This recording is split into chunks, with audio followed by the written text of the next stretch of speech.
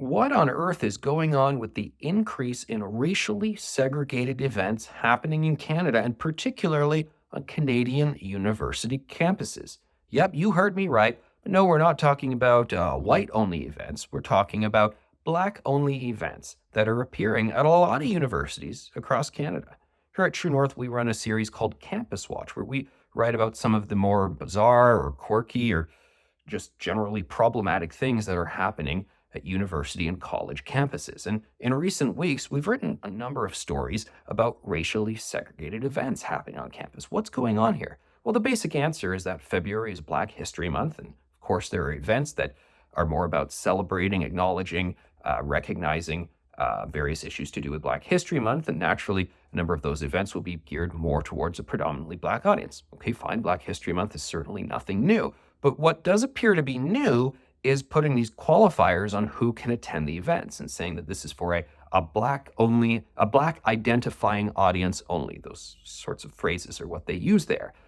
Is this something that we're going to see become more commonplace?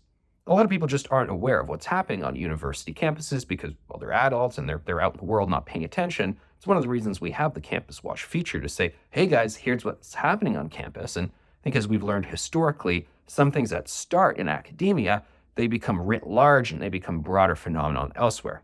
Now, we did have a broader example of this happening. The National Arts Centre in Ottawa, a cultural institution, putting on a Black-only evening of theater for one production of a play they have going on. And there was a lot of public outcry. A lot of people saying, what?